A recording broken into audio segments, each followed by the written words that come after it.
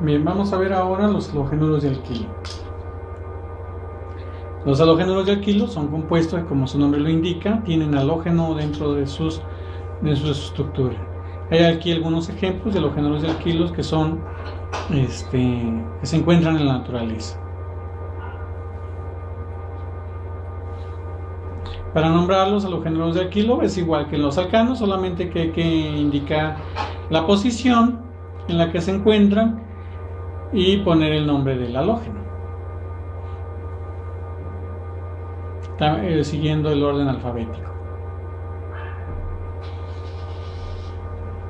Los halógenos tienen prioridad sobre los grupos alquilo, entonces cuando enumeremos, por ejemplo, en este ejemplo, en el 3, vamos a ver que lo correcto es empezar por el lado del halógeno, puesto que tiene prioridad sobre el metilo. También hay que ver entre los halógenos cuál tiene mayor prioridad, y va a tener mayor prioridad el que tenga mayor peso molecular. Mayor peso atómico. En este caso, los alquenos tienen prioridad sobre los halógenos, entonces hay que enumerar del lado de los alquenos, del doble enlace. Hay que empezar a enumerar del lado del doble enlace.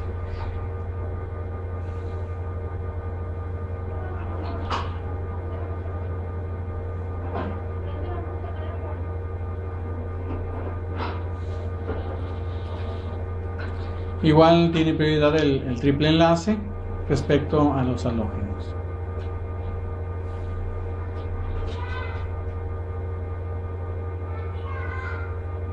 ¿Cómo se obtienen los halógenos? Se pueden obtener vía radicales libres. Ya vimos, por ejemplo, cuando vimos los alcanos, la halogenación de alcanos.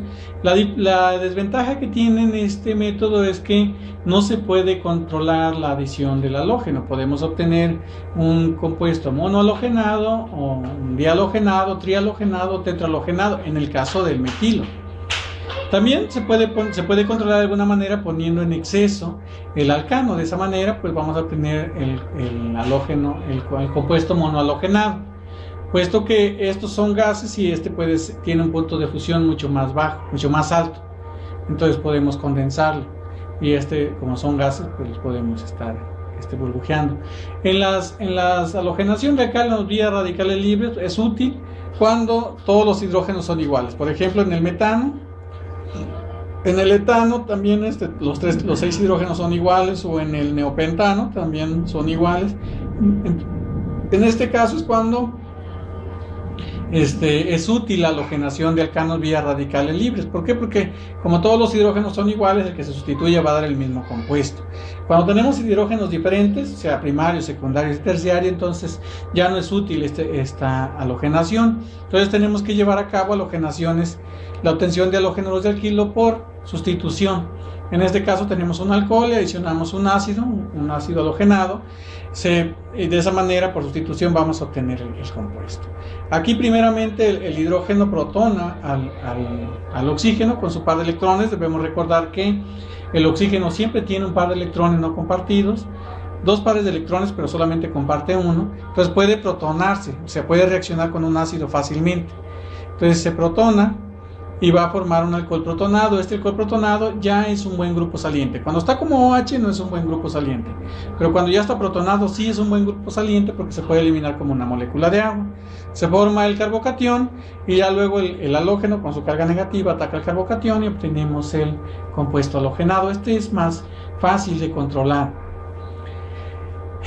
Pero como la sustitución de alcoholes por halógeno es vía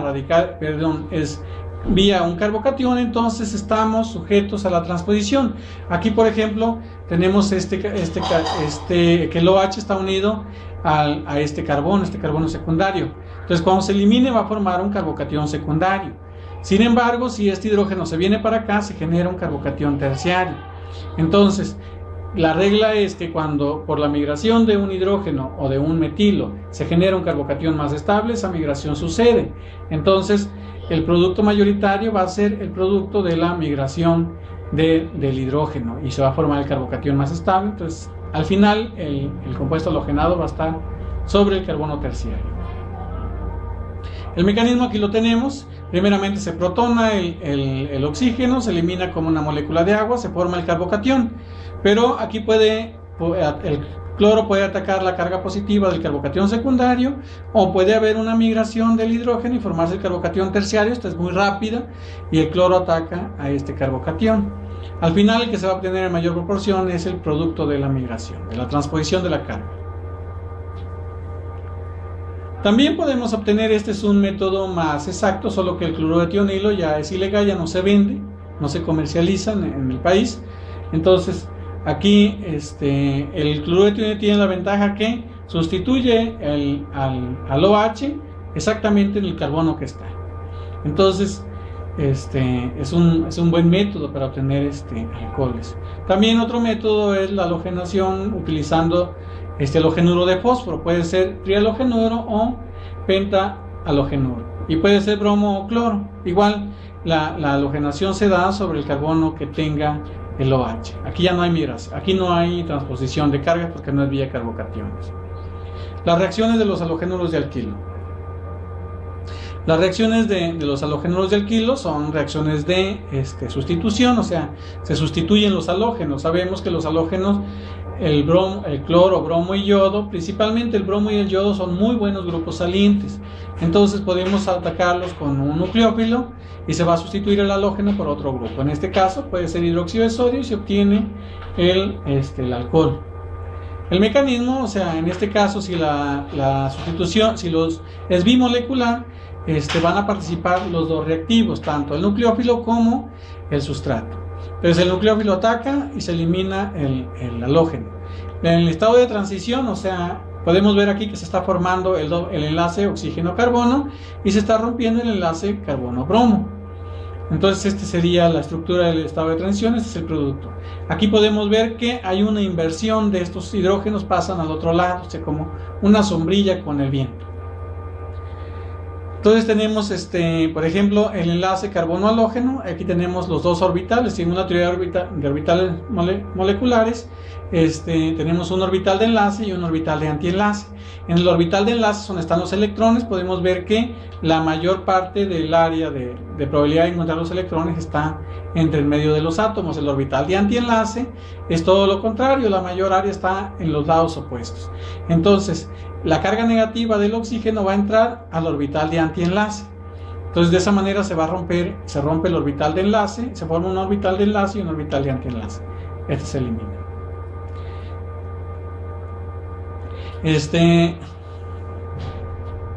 La importancia del sustrato en la eliminación bimolecular. Podemos ver que la velocidad de la reacción de la sustitución bimolecular se incrementa en la medida que pasamos de un carbono terciario a un carbono secundario, un carbono primario y al metilo.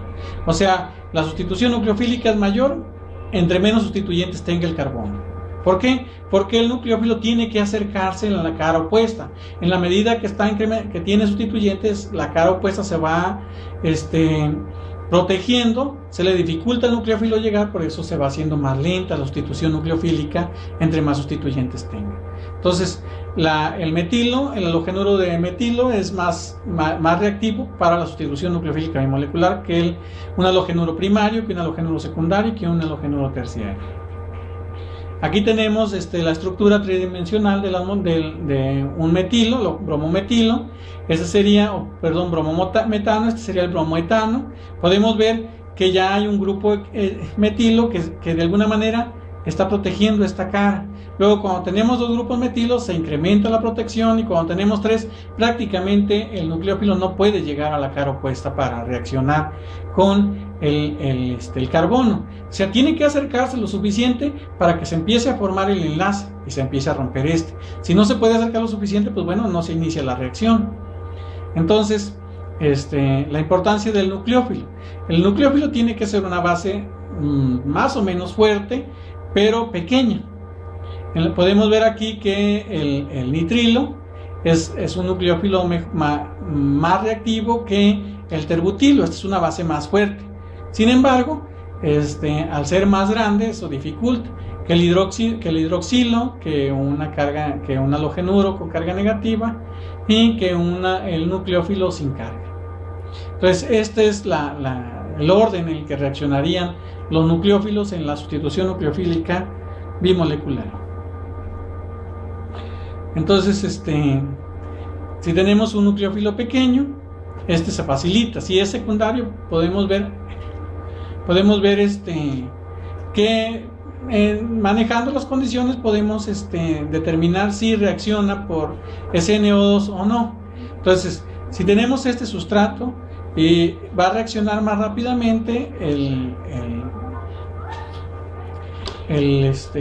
metóxido de potasio que el etóxido de potasio, luego el isopropóxido de potasio y el terbutóxido. Entonces, ¿por qué? Porque la base esta es más pequeña que esta es la más grande. Entonces, la velocidad se incrementa en este sentido. Entre más pequeña sea la base, más fácilmente reacciona. El grupo saliente, bueno, aquí tenemos la importancia del grupo saliente. El flúor es un muy mal grupo saliente, el cloro medianamente, el bromo es un bueno, el yodo es un excelente, pero el tosilo es un excelente grupo saliente. Es mejor. Entonces, esta sería la importancia. ¿Por qué es importante conocer esto? Bueno, porque en un momento dado podemos saber cómo conducimos la reacción, si queremos que sea por SN2 o por SN1. Ahorita vamos a ver el SN1. El disolvente. El disolvente tiene que ser un disolvente, bueno, que disuelva el nucleófilo, pero que no forme, que no lo solvate, o sea, que no lo neutralice. Porque entonces tiene que ser un disolvente que tiene que ser polar, pero que no sea prótico. Entonces tenemos que el tetacloruro de carbono es el menor, luego el benceno, estos no son tienen muy baja polaridad, el éter ya ligeramente polar, este es más polar, se va incrementando. Entonces, en la medida que se incrementa la polaridad del disolvente, también se incrementa la velocidad de SN2, pero es importante, tiene que ser un disolvente aprótico polar, que no forme fuentes de hidrógeno. Esta es la hexametilfosforamida, o sea, que no forme puentes de hidrógeno, eso es muy importante.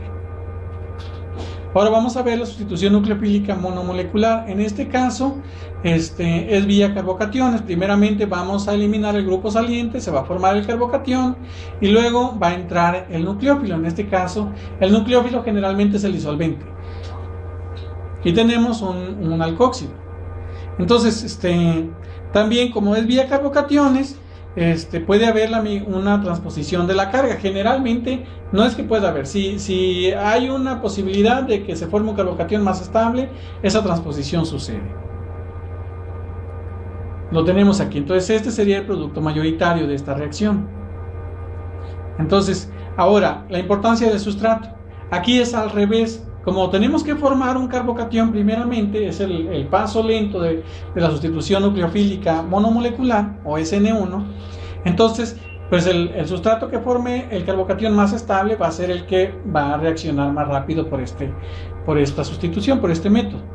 Entonces la velocidad se incrementa en la medida que el carbono que tiene el halógeno, que tiene el grupo saliente, esté más sustituido. Entre más sustituido esté, más rápido se lleva a cabo la sustitución nucleofílica monomolecular, al revés que la SN2. ¿Por qué? Porque el carbocatión terciario es más estable que el secundario, que el primario y que el metilo. Entonces, entre más estable sea un carbocatión, más fácilmente se forma. Y se forma más fácilmente, pues más rápido se lleva a cabo la reacción. Aquí tenemos la estabilidad de algunos carbocationes. El carbocatión bencílico es más estable que un carbocatión alílico. Esto no es cierto, el carbocatión bencílico y el alílico son más estables que los terciarios. Entonces esto yo creo que lo tengo que eliminar porque no es así.